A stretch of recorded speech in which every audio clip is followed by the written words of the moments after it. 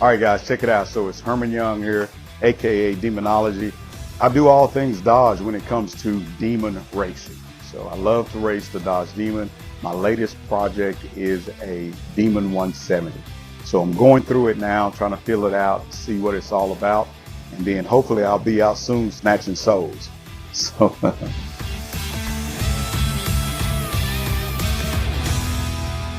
Wow.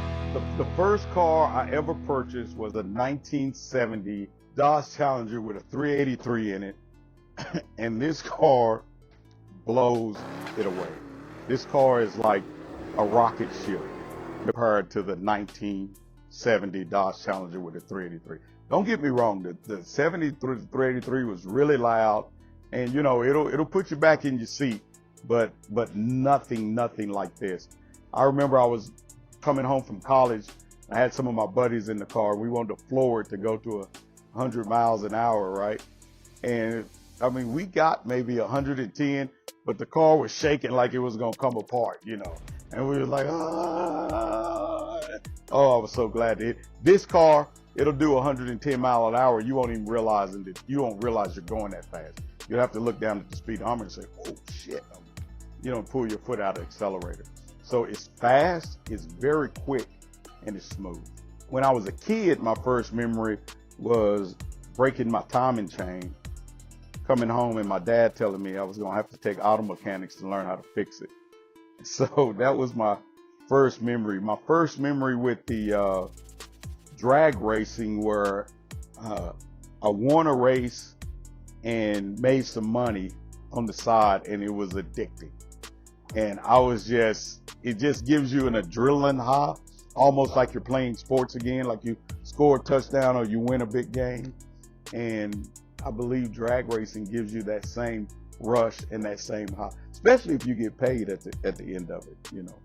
So I grew up in a little small community in Grand Prairie called Dalworth, and very, very tight-knit community. Everybody knew everybody. Your best friend, you know, you could spend the night at his house, he could spend the night at your house. It's just everybody was all family oriented. We went to school in Arlington. Even though we lived in Grand Prairie, we lived on county line, so they bused us into the school district in Arlington. You know, you didn't have all the gang banging going on, and if you got into a fight with somebody, you were like best friends the next day or something. You know, you would do your chores at home, and if you wanted to go out and play, you would go help your buddies get their chores done. So everybody would go to house so you could get everything finished, and you can go to the park and play football, basketball, go swimming, or whatever. So, you know, I had a great childhood. My mom and dad separated when I was at a young age, and my dad was in the Air Force, so he went to go stay in Washington, D.C. He worked in the Pentagon as a staff sergeant. So we would go stay with him during the summer, me and my older brother. And the summers were great. You know, my dad was a blast. We got to eat crabs, and, you know, we stayed at the Pentagon. He had a big office, and I remember it was so cool. He had a literal phone in his car. It didn't have any dials on it, but he could pick up this phone, and, you know, we thought he was like a Get Smart, you know, the spy, you know, with the phone in his shoe. And he would tease us and say, oh yeah, you know, I got a phone in my shoe. He didn't have a phone in his shoe, but he did have the phone in the car. And it was just, I mean, I had a great childhood. Some summers, if we didn't go, or at the early part of the summer, we'll go stay with my grandparents. I had grandparents in Grand Prairie. We go stay with them. My grandmother and granddad, they had a garden, and I just loved working in the garden. You know, my grandmother just, you know, she grew up on a farm, and I just loved working in the garden. And then my other grandparents that were in West Virginia, they lived on the side of a mountain. I mean, literally, their house, the house is leveled off, and then it angles down like this. And the train tracks would come, I'm telling you, it's like 10 foot in front of the house. And when the train would come by, all the pictures on the wall would rattle and shake, you know. And my grandfather in West Virginia, my grandfather in Grand Prairie was a pastor. My grandfather in West Virginia was a coal miner. So, you know, they were really hillbillies, and they, you know, cause they, you know, they lived on the hill. But I mean, I just had a great, you know, I had a great childhood. I think a person that affected me the most in my childhood was a football coach by the name of Gary Bearden. And this guy was, I mean, he just took care of all of us kids and followed us through school and made sure we were doing you know, we were doing the right thing. Then I had a couple of other mentors, a gentleman by the name of Earl Hogg, who was an Arlington police officer, which, you know, I really, really looked up to him. He was also our youth Sunday school teacher. So he inspired me to eventually go into a career of law enforcement. And then once I retired from that, I opened up a Brazilian Jiu-Jitsu school. I was a defensive tactic instructor. So I learned Jiu-Jitsu years ago, and then I opened up a Brazilian Jiu-Jitsu school and ran it. And then I started drag racing again after I retired. So I think it's a new adrenaline rush for me. I played sports in school. I boxed a little bit in high school at the Arlington Boys Club. I played football at Henderson State in Arkadelphia, Arkansas, in Navarro and Corsicana. I power lifted. I run a Brazilian Jiu-Jitsu school. I competed in Brazilian Jiu-Jitsu. But the passion you get from drag racing is just, and the people, the camaraderie is so much fun. I mean, you got guys at the drag strip that may freaking hate your guts when it comes to racing. But if they see that you're in distress, everybody tries to come in and help. Now, when you get on that tree, they're going to try to cut your head off, right? But I mean, it's just weird, and it's hard to explain, and it just keeps pulling you back. And you keep spending money, and you don't realize how much money you're spending on drag racing. That's, I think, what I love so much about the Dodge Demon, is that you can drag race, and it's such a dependable car. You spend your money up front to buy it, but it's going to hold up on the track, and it'll take the pounding. I think the Demon was special for me because of a promise I made to my 16-year-old self. You know, I was in auto mechanics working on my 70 Challenger with the 383, and I was thinking, you know, I bought that car for $800, and it was in 1980, and I was thinking to myself, man, I wish I would have got a 440 or 426 Hemi, and I was like, why would somebody buy a 383, you know? But that's all I could afford at the time. And I promised myself, I said, if I ever get in a position financially, I want to own the fastest car that Dodge makes. I want the baddest Mopar engine production car on the planet. And when the Hellcat came out, I purchased the Hellcat. And when the Demon came out, I purchased the Demon. The Demon 170 came out, and I have the Demon 170, but to me, the OG Demon is so much better in so many different ways that people just don't understand. The OG Demon came in, and it was a car with 315s all the way around it, and it had this Demon crate that you could get for $1, which who wouldn't get the Demon crate for $1? But this Demon crate had all these little goodies in it, and it just reminded me back to when I was a kid building model cars. You know, everything was there. You didn't have to go to the auto parts store. You didn't have to, you know, go to the, you know, the local tune shop. They had everything there to make it faster and turn it into a real, true drag variant. Unlock race PCM, smaller front tires, floor jack, impact wrench, small mirror that you can see. Matter of fact, here's the plate for that mirror. I put it on this car, so which I'll be taking that back because I'm restoring my original OG Demon. But it just had so many, from the air pressure gauge to check your tires to a torque wrench to torque your tires, that it just had so many little small things that man, it was like the perfect car. So when I first got the Dodge Demon, it had so many little parts, and I would stay up like a little kid, just reading the manual and reading over it. Oh wow, it'll do this, it'll do that, and it'll do this, and I'm playing and tinkering in my garage and doing all this kind of stuff. My neighbor's coming over and he's helping me. And so I was like, man, this Demon just has so much technology built into it. And eventually I started taking it to the track, and I was so ticked because I couldn't see any videos with people talking about the technology of the Dodge Demon. At that time, people were taking the Demons and they were just putting them away, bubbling them up, as they call it. And it was a guy that I would follow who had a Hellcat, and his channel was called Mission Flyer Garage. Mission Flyer Garage gave me all the information I needed on the Hellcat. Street Speed 717 was also racing his Hellcat. So I had all the YouTube stuff I wanted with that, but nobody was doing YouTube on the Demon. And I really wanted to know the technology of the Demon. And I was at my jiu-jitsu school, and I was telling my friend that's in the position of a program director, I said, man, nobody's racing these darn Demons. I want to know the technology on it. He said, well, why don't you take your own medicine? I said, well, what's that? He said, well, if you want it done right, then do it yourself.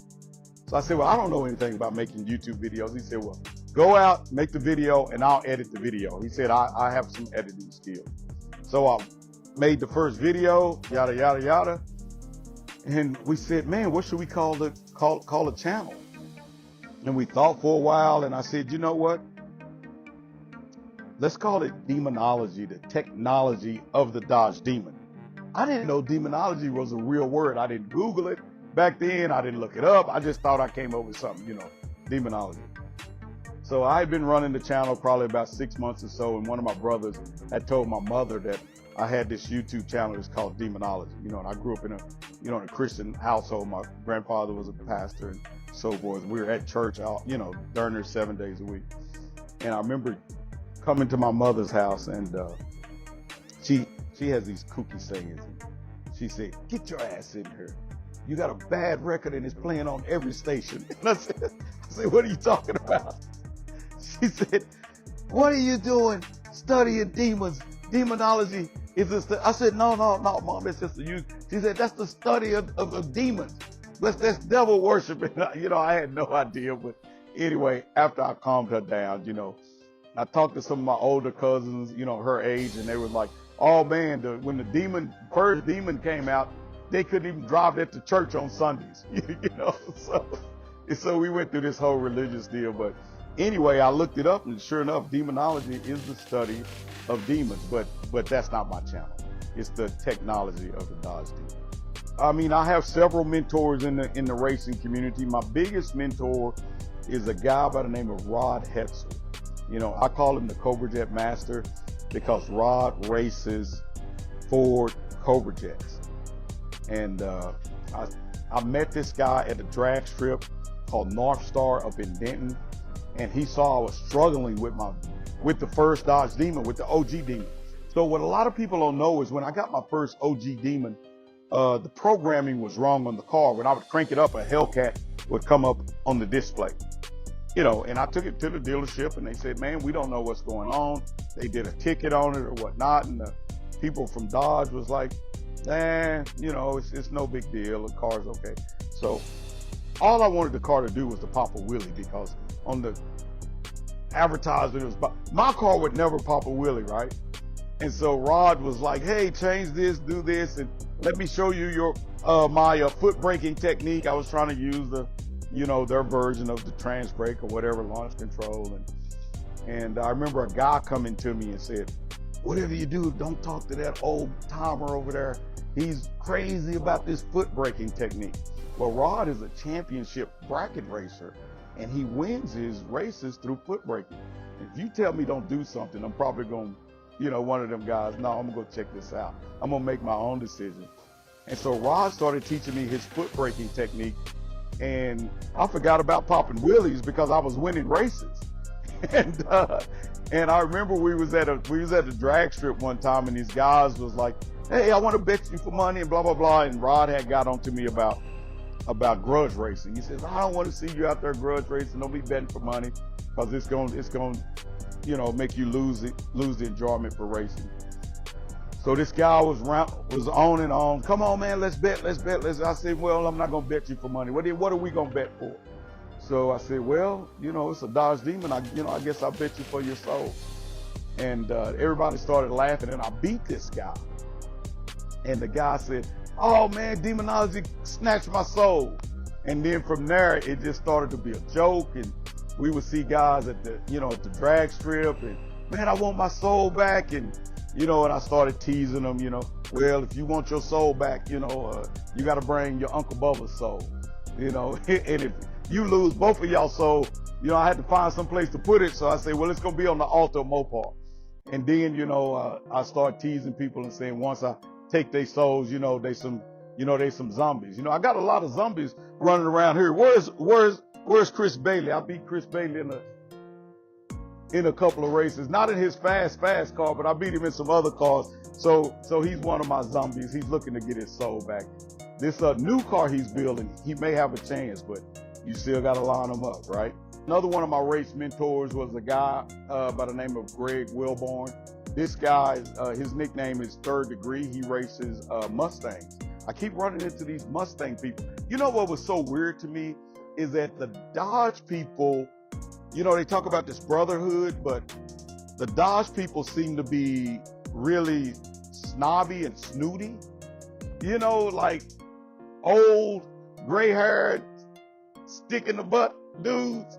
And the Mustang people was cool. Like they would be like, hey, man, that's a diva, man. Come on over here and talk and stuff. But the Dodge people, I try to hold a conversation and they'd be short, Yeah, okay, all right. Me and him, we just hit it off and we became friends. And I mean, we like brothers, and he helped me out tremendously a lot when it came to drag racing, about lining up the car, reading the track. I mean, I won so many races just because Greg read the track, and we was racing. We were doing so many races that he had like a 3 signals for me, right? If the track was killer, he would do like this. That means cut their head off. Smash the bug. That's what Rod Hetel would say. Foot brake, smash the bug. If the track was iffy, he'll do like this, and that means I had to ease into the throttle.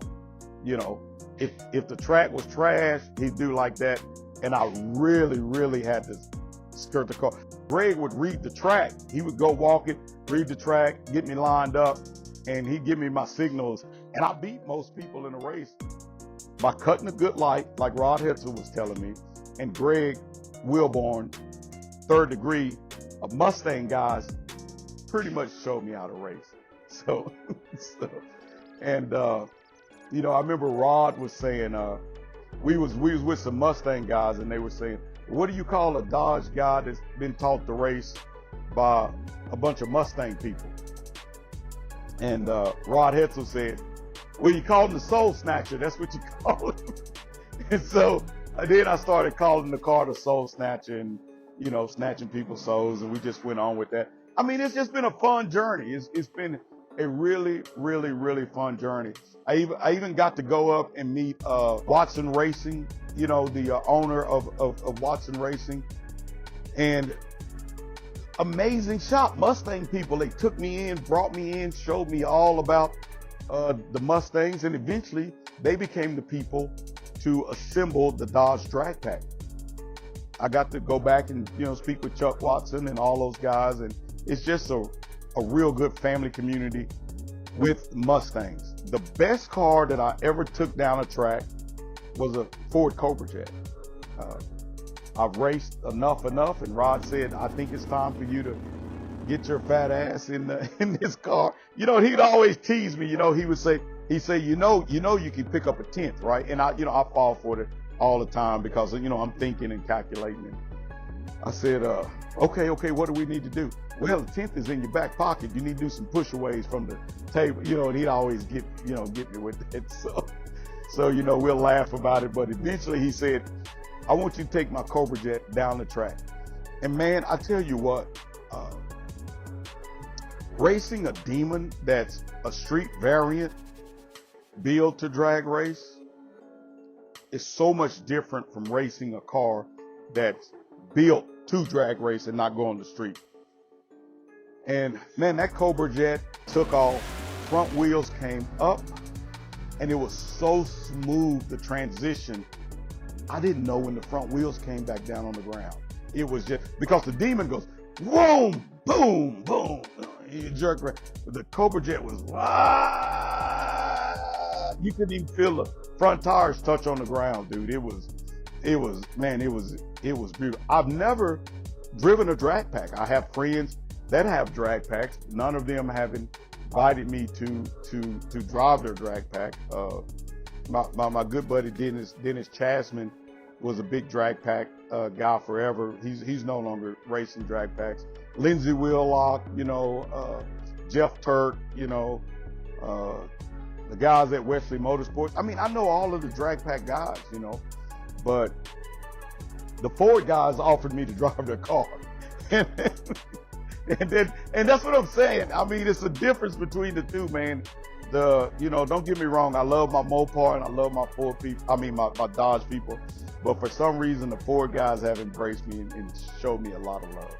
So the Demon 170, when I first got it, I was pretty impressed with it. It actually ran a 9.2 right off the bat, which is actually pretty fast. The car was slipping in some areas, but what I found was that either the spark plugs were gapped too high and it's blowing out a flame or something. I don't know, but it's almost like it was hitting a limiter. So it took off quick and then it started backing itself down. I think the first time I took it out, I was able to get like a 130 60 foot, and I made some adjustments. And the second time I took it out, I was able to get a 125 60 foot, which is pretty big when it comes to racing. But now I have the car 60 footing and doing what it's supposed to do on the launch. However, it's falling over on its face or it's hitting that limiter, and I think I've solved that problem. So coming up to the 330, the car is stumbling, and which, to me is a disappointment, but it's something that I just got to work through, and I got to figure out what's going on with the car. So far, I've done 0 modifications to the car. I did put in a Diablo controller because when I first got the car, it was just going up way too high. And we know in drag racing, if the energy is going up, you're not going forward fast enough. So Diablo, they do make a controller that is a suspension controller for Hellcats that a lot of people don't know about. To me, the way to go will really be adjustable shocks. But the thing I like about this controller is that you can put the controller on there and it'll tame it down so it's not going up in the air. I'll have a video, where I'll show some passes, and you'll see one where the front end goes up, and then you'll see one where it just takes off. I still feel like it needs to transfer the weight to get the job done. So I took the controller out, and I'm gonna see if we can make some adjustments in the controller. If the controller has some adjustments, I would like to see it adjusted to what's equivalent to the sport suspension. I put the car in sport mode, like a custom tune, everything drag, suspension in sport, and it carried the front tires about a foot off the ground really well. Unfortunately, when you do a custom like that, you no longer get the intercooler as far as the cool air, the air conditioning going into the supercharger. So you lose power at the top end of the track. Fortunately, knock on wood, I haven't had any accidents. At the track, I've had some close calls. I remember I was racing the guy that I called the King of Grudge, Rody Vargas, I believe, and he's with Team R-Tunes. This dude don't miss. This dude in the grudge world, what people don't realize is every race is a championship. You're either gonna win some money or you're gonna lose some money. So you're in the finals every race. And this dude is just killing people. So I made it a point to take my Demon to the drag strip and line up against everything stock. I would beat that, and eventually I started lining up against modded cars. And Rody pulled up next to me in his car. And man, we took off, and that car got up on the back bumper. And I remember Rod Hetel told me, he said, if you're ever lined up against one of these race cars and they get up on the back bumper, get out of the accelerator and get on the brake. And sure enough, the car started going up. And I remember what Rod said. I got out the accelerator and got on the brake, and he got on one side and came over to my lane, went across the front part of me, and hit the wall. And I was worried about this guy. Man, he jumped out his car and ran back and was worried about me to make sure that I was okay. You know, are you all right? Are you all right? I was like, no, man, are you all right? You know, so that was a close call. I got to say, these are Mustang cars that almost hit me. My good friend Hunter Holt was in a Mustang, and his car is called Uncle Ben. and Uncle Ben is a fast Mustang, dude. It's way too fast to me to be racing. So he was gonna call himself embarrassing me, and we took off, right? And I always like to say, when I race fast cars, for some reason I get lucky. They either blow their tires or something stupid happens. Well, something stupid happened with Hunter, and I always say I snatched their souls before the race start, and they're no longer able to drive their cars because they're a damn zombie. Well, we took off, and all of a sudden, out the side of my eye, I could see Hunter Holt's car coming over. And so I could either get on my brakes or I could keep with the accelerator. And I've been racing so long, I kind of realized that if I stayed on the accelerator, maybe I could outrun him. And we looked at the 360 camera, and he missed my back bumper by a foot.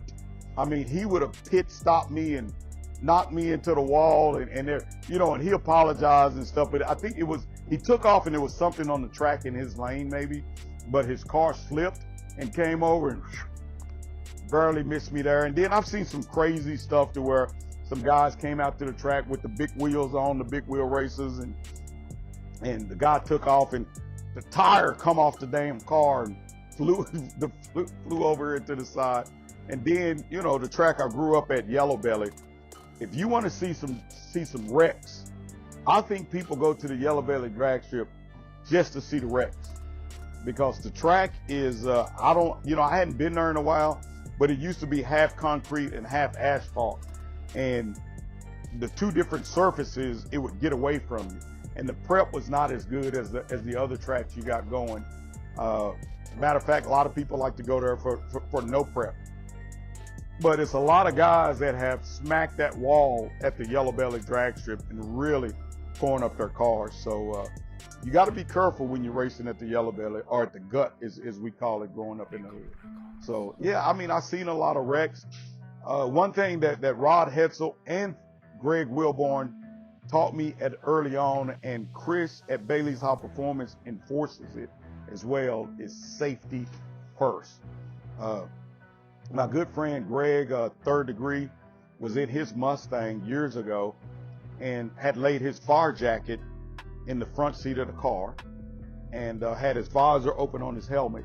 Went down the track, the fuel tank caught on fire, and the fire is burning him. He opens the door and dives out of the car, slows it down as much as he can.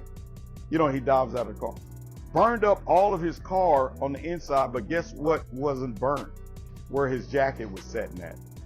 So he told me, make sure you wear your safety gear, your gloves, your shoes, your pants, your jacket, your helmet. Rod Hetel is a stickler to it.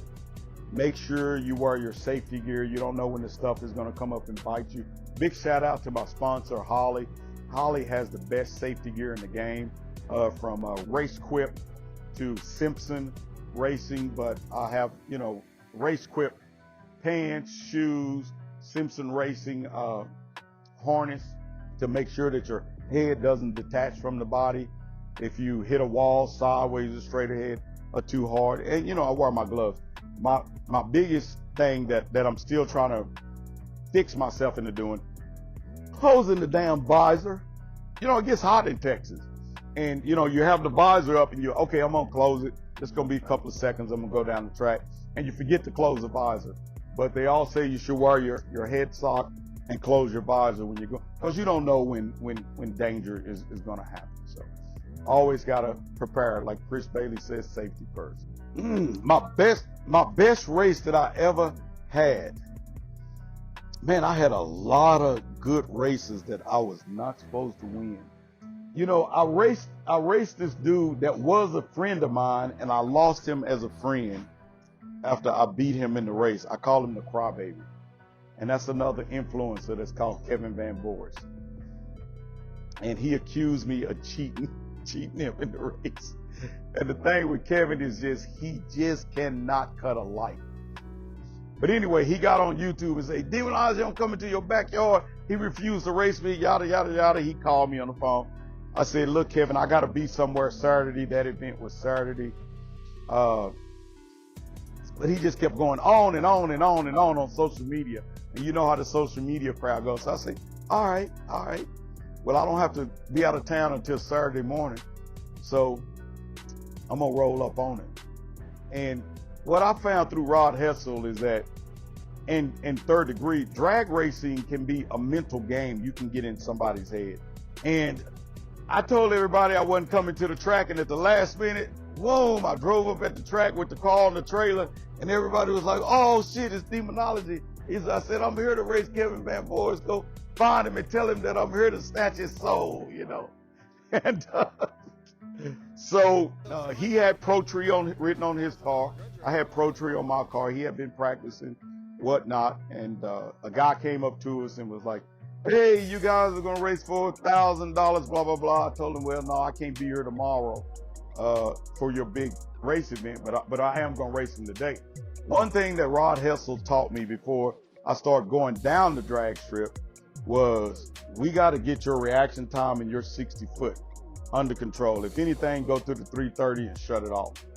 But he would tell me, for a fat boy, you leaving too much on the plate, you know? And that was on the time slip until I could cut a good light. He said, now let's worry about, you know, the rest of the track. So Kevin leaves a lot on the plate. Now he has a brother. His brother, David Van Voorst, I consider him a racer, right? David is the one that should have been driving the car. Anyway, we show up to race. We line up. Typical Kevin. He sleeps on the tree. I jump out on him and put the gap on him.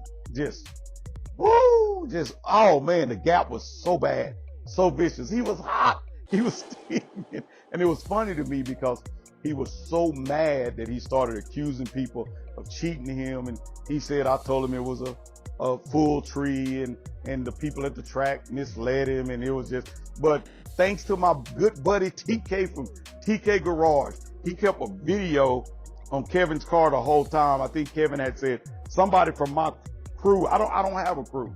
Somebody from my crew went and told him we was racing a full tree, but nobody approached his car. Nobody went to his car. The people at the track didn't tell him that.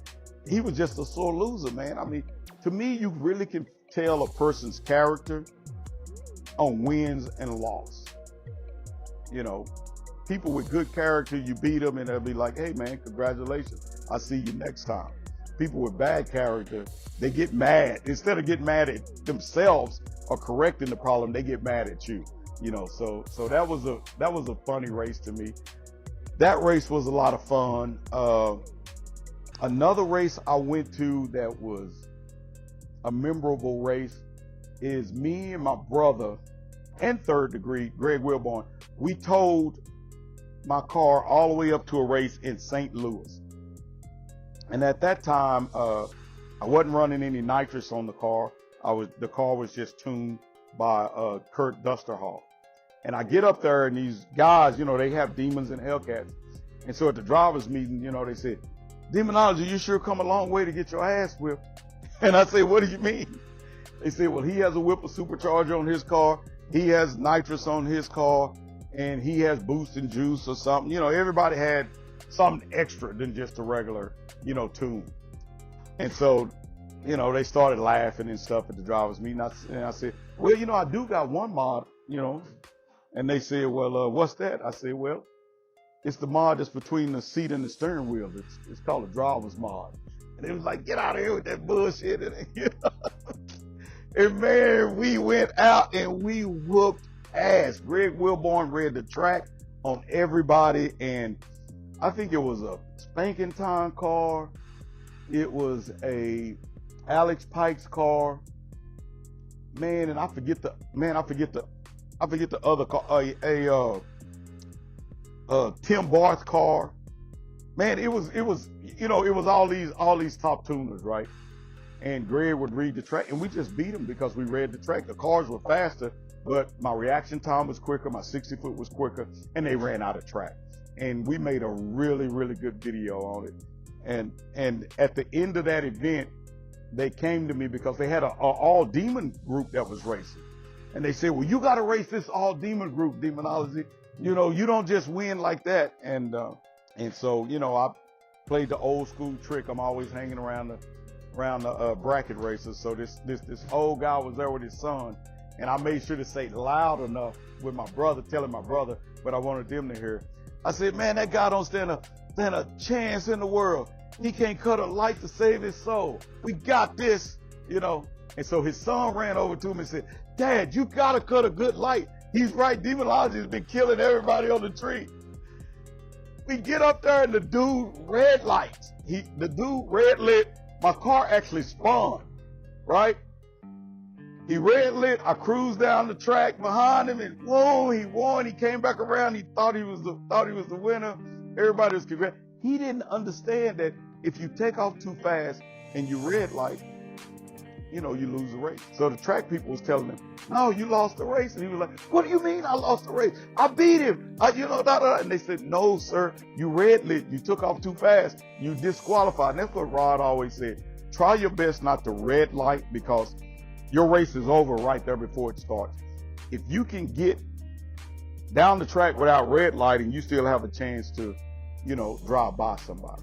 But that was a great event. I beat all those tuners. To me, the tuners are really racing. I beat all those guys with their top cars, and I beat this guy because he red lit. So that was some fun and memorable races to me.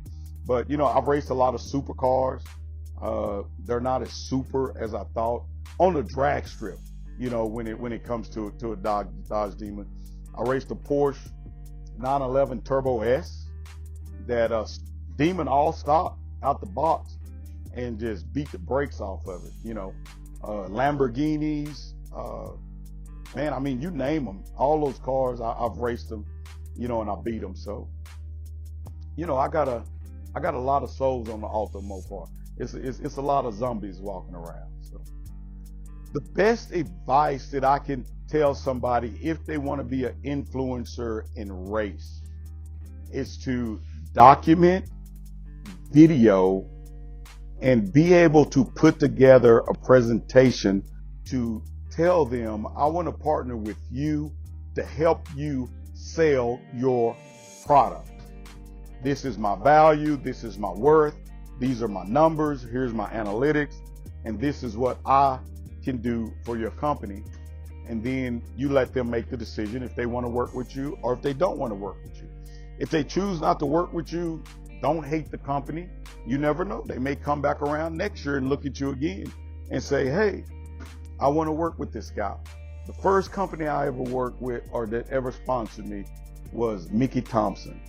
Mickey Thompson, and I asked him when they approached me, the representative is a gentleman by the name of Willie Woo, really nice guy. And I said, man, I'm just a small channel. Why would you call me? He said, man, we really like what you're doing and we feel like that you're going to be big. And he said, we rather partner with you now so you'll have loyalty to us when you become bigger. And a lot of people are going to come to you after you become. I mean, he was absolutely right. I had the opportunity to go with other tire manufacturers, but man, what he told me rung true.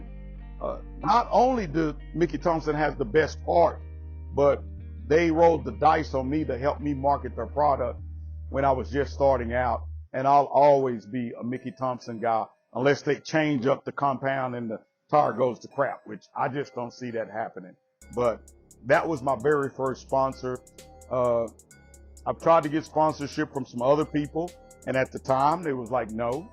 And then later on they contacted me, or I reached back out, and they were like yes. So don't take it personal if somebody says no. Know your worth, know your value, and don't you be afraid to tell a company no, which I have done several times before. And I drive away or walk away saying, man, I hope I made the right decision, but I know my worth and I know my value. And, you know, if a company wants to work with me, or if they want to work with you, they will invest in you because you're going to invest in them. So there you have it.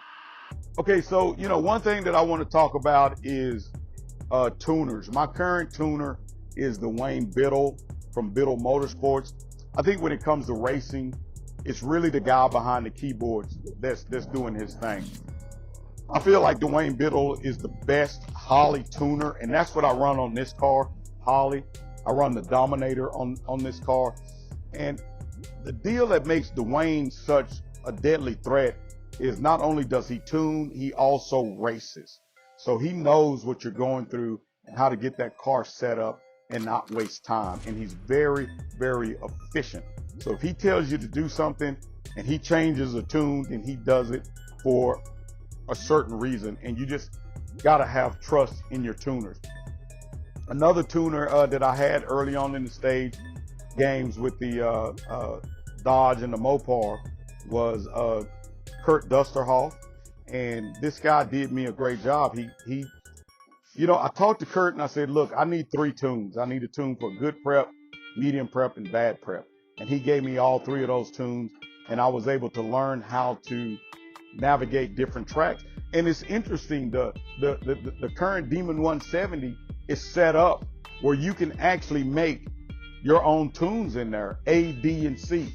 And that's what I was using when I was with Kurt Dusterhoff.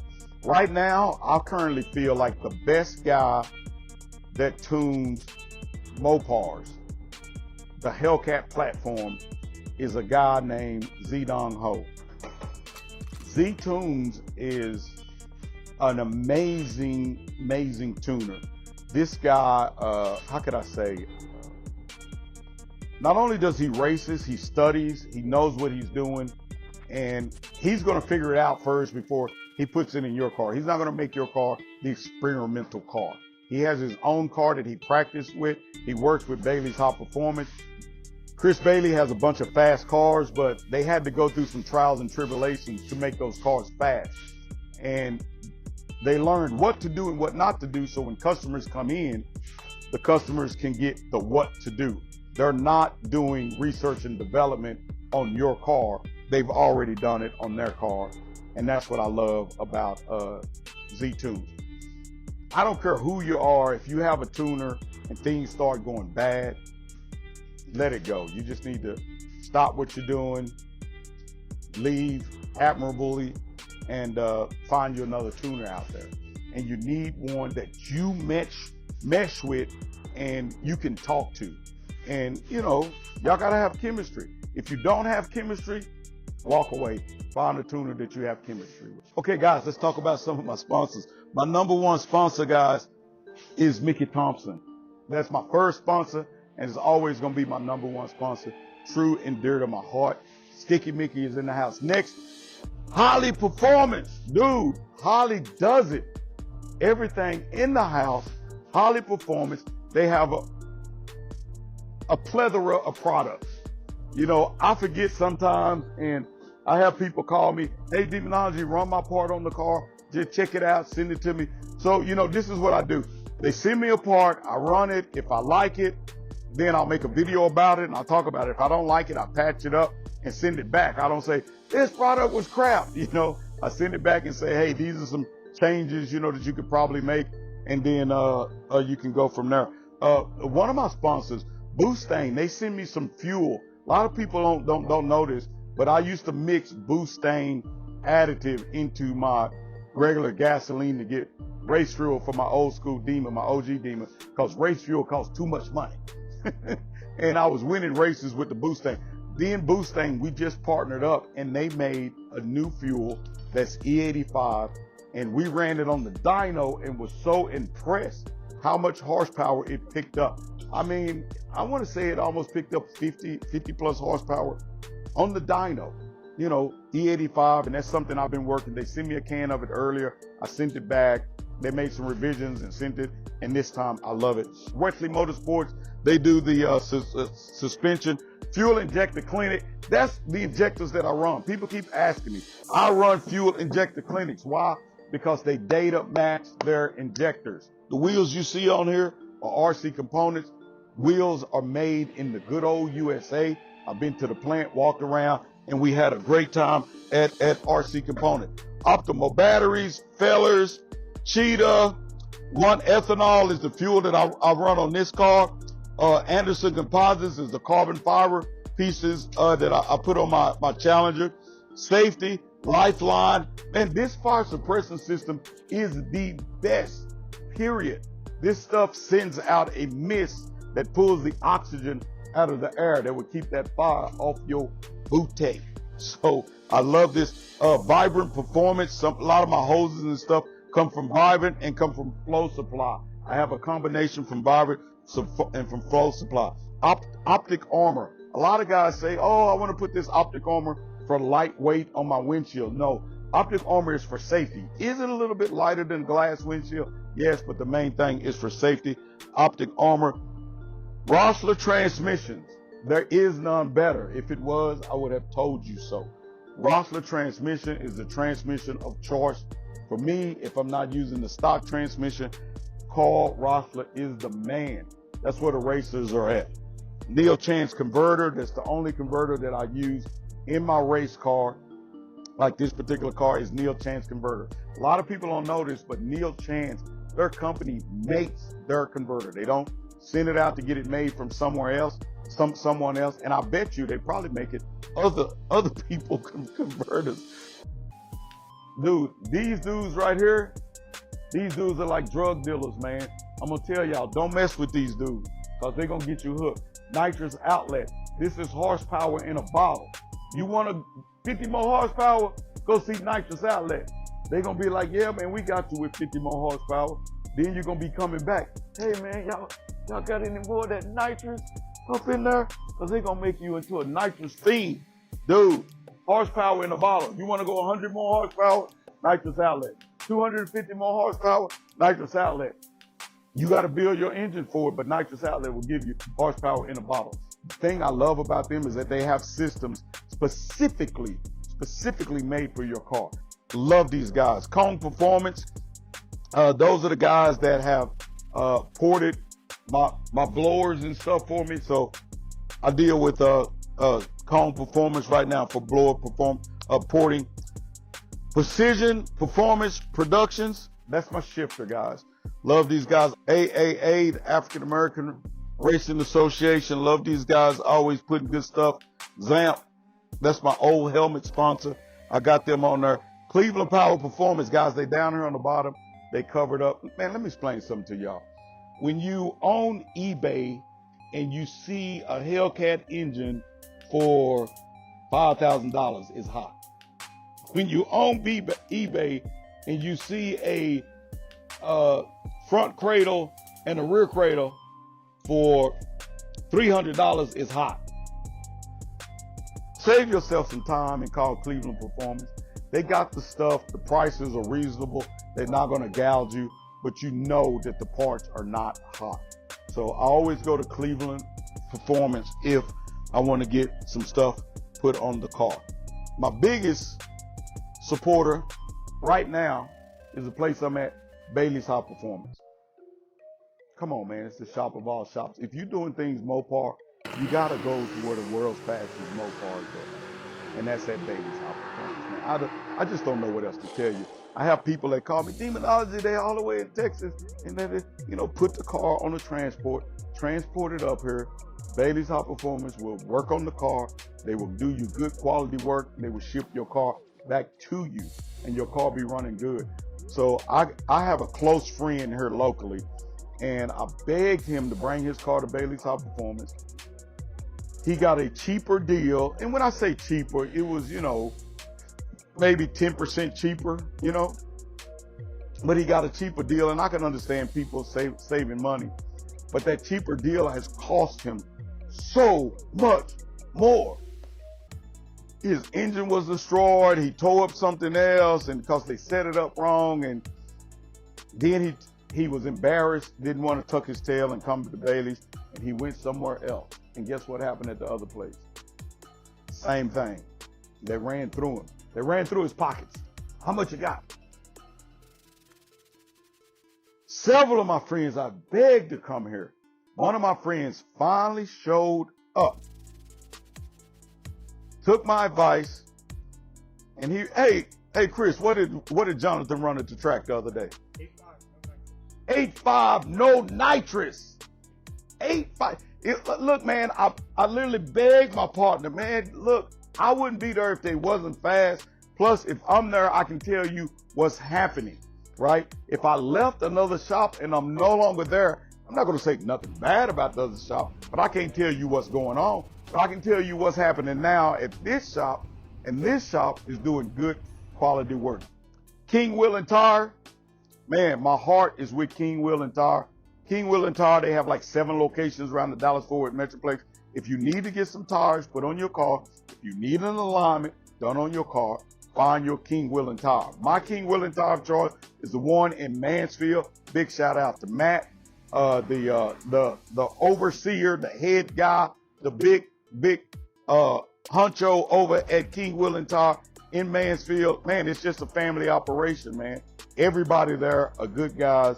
I love hanging out there. I love getting my tires and stuff done there.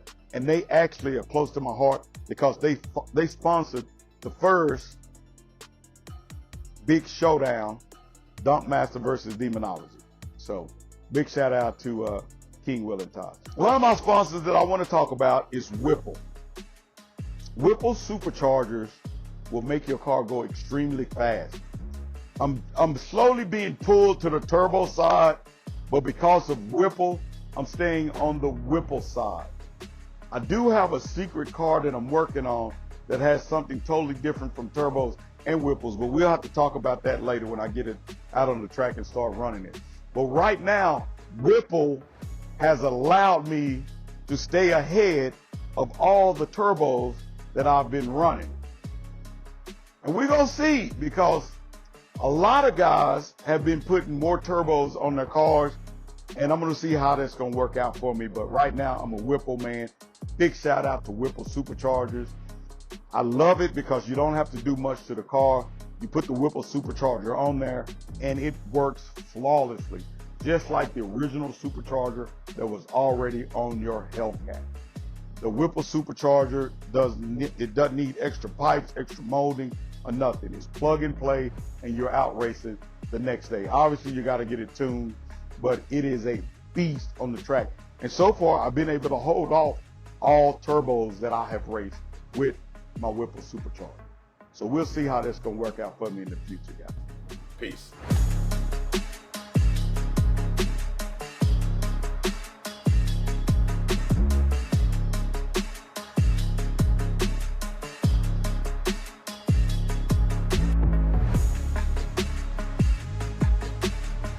Chris, why you up here smiling?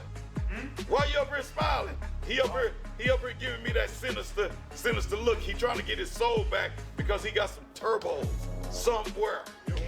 He said, I don't want none of that, but I want it all. I want all the smoke. You still got to line it up to get down the track. I got my Whipple and I got my booty juice from the nitrous. Because when I'm in front of them, they all gonna eat it from the back.